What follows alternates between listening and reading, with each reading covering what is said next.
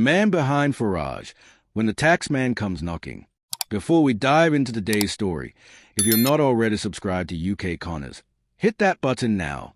Trust me, you won't want to miss what's coming next on this channel.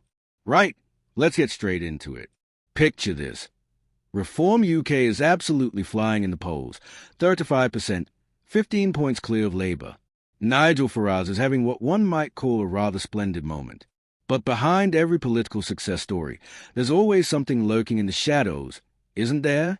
And in this case, that something has a name, George Cottrel, or as is rather delightfully known in certain circles, Posh George. Now, Farage has described Cottrel as being like a son to him. That's quite the endorsement. But here's where things get properly interesting.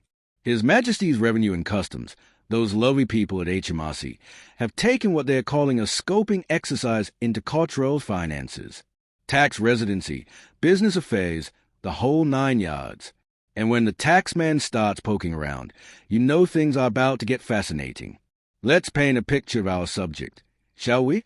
Cottrel is 31 years old, jets around the world with alarming frequency, and regularly uses a £4 million house in one of West London's most exclusive postcodes. Not exactly living on benefits, is he? Despite not holding any official role within Reform UK, party insiders consistently place him in Farage's inner circle.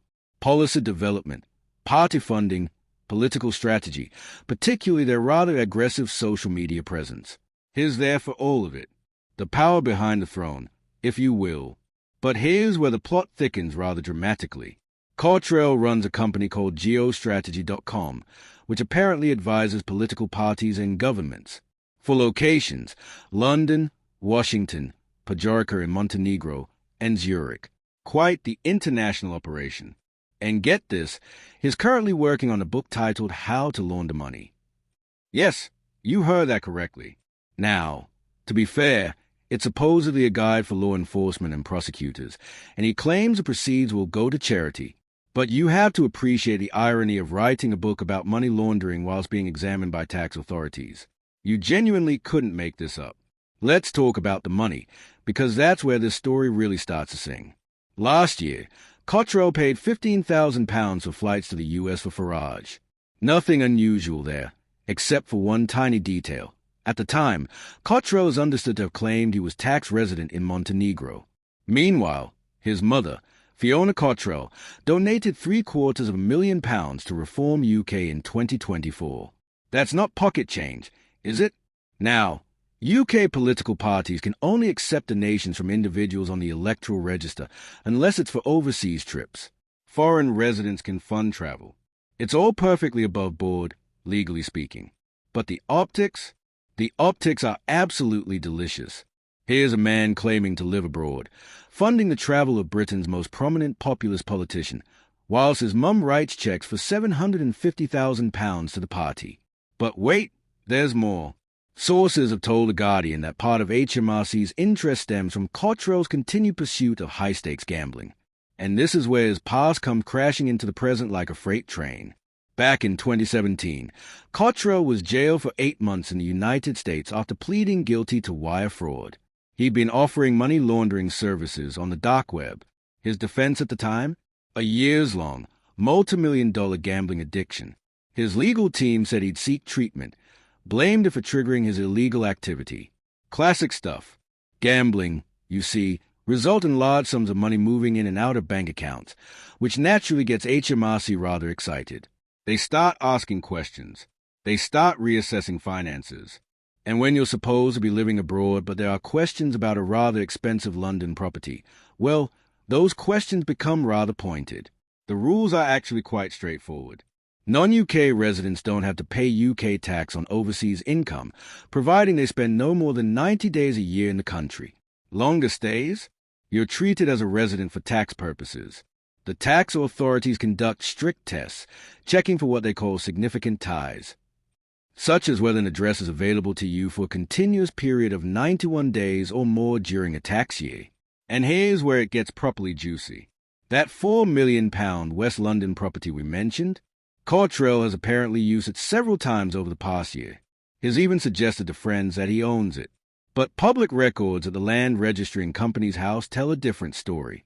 They list it as being owned by a company controlled by a different Reform UK supporter. It was sold in 2021 for more than £4 million. Cottrel's lawyers? They declined to answer questions about the property. How very convenient.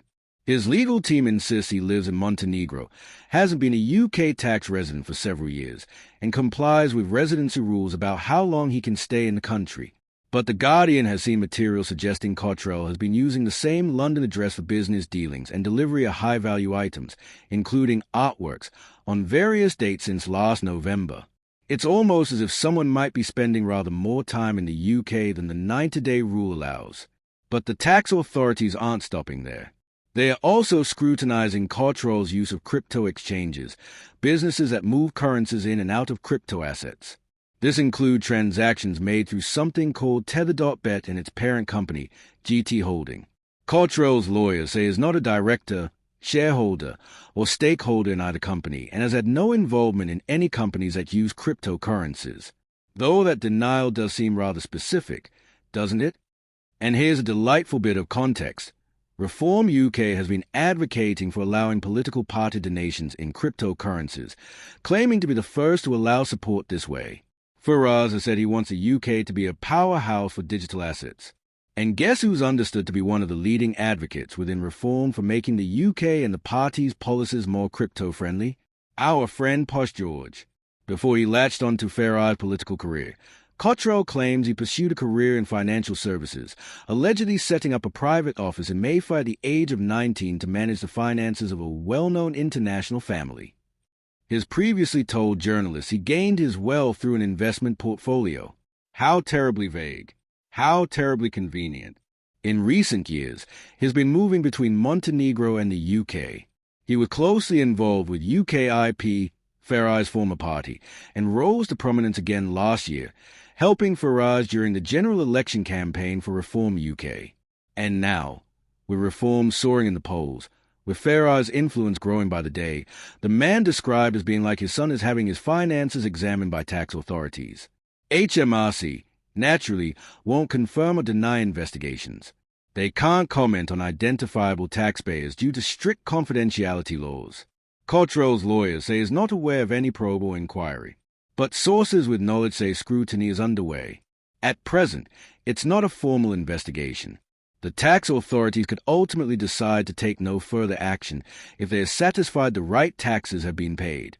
But that's rather a big if, isn't it? What we're watching here is a masterclass in modern political financing, in the gray areas of tax residency, in the shadowy world where cryptocurrency meets political donations, where convicted fraudsters with gambling addictions become key advisors to leaders of surging political parties. It's the sort of thing that would seem far-fetched in a political thriller, yet here we are, watching it unfold in real time.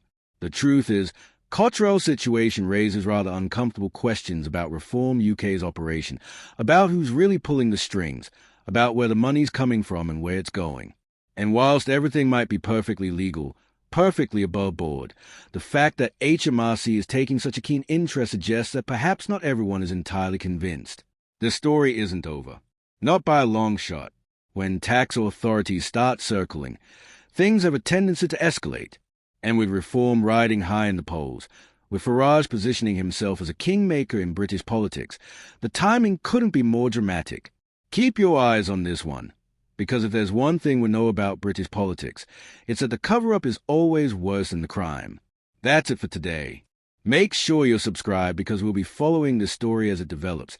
And trust me, it's going to develop. We've got more coming on Reform, on Farage, on the characters orbiting around them. You won't want to miss it. See you in the next one.